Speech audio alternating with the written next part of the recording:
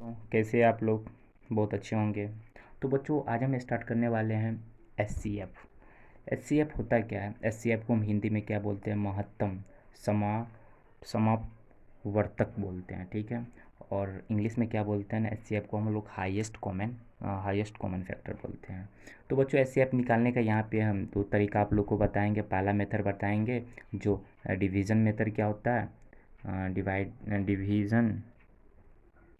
Division method क्या होता है, और डिवीज़न मेथड जो यानी भाग विधि क्या होता है। दूसरा आपको हम बताएंगे कि फैक्टर मेथड क्या होता है, जो कि हमारा क्या है, गुणनखंड विधि होता है।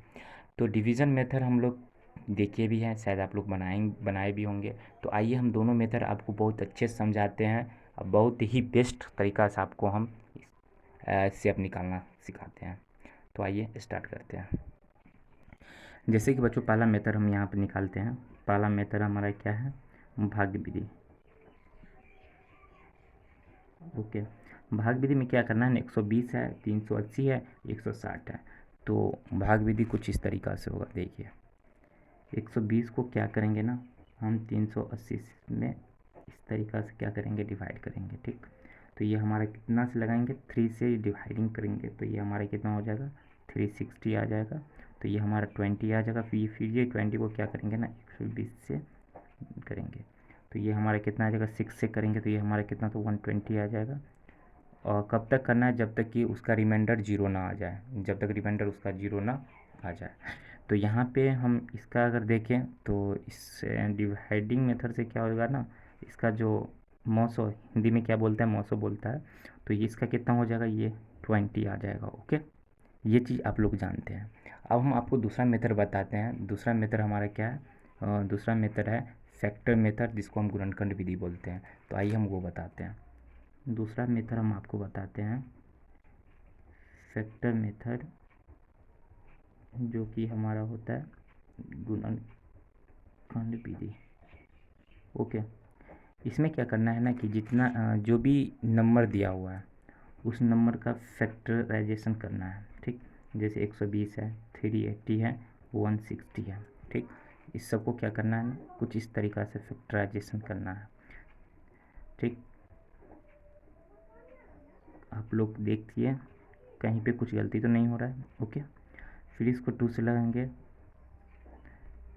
ओके, तो ये हो जाएगा आपका।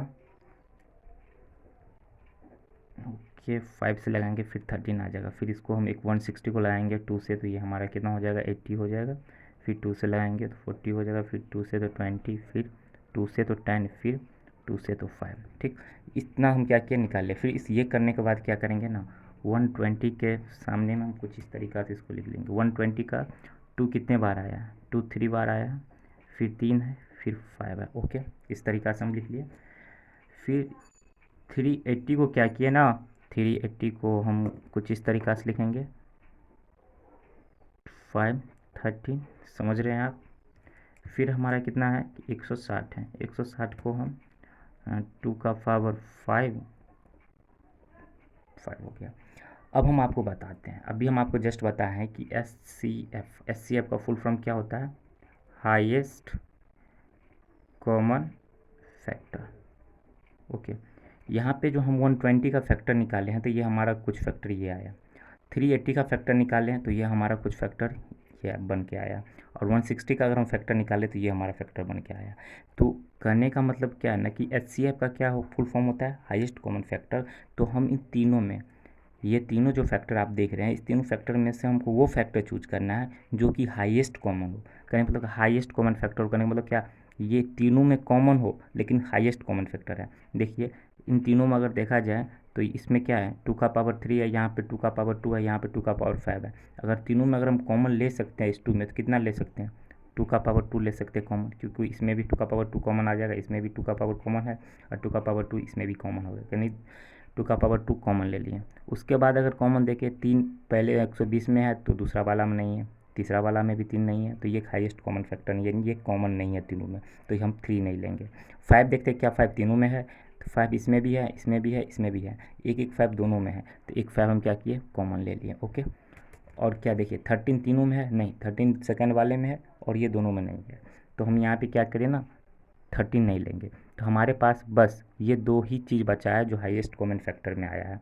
अगर हम इन दोनों इस सब का गुना करें तो ये हमारा कितना आता है, 20 आता है।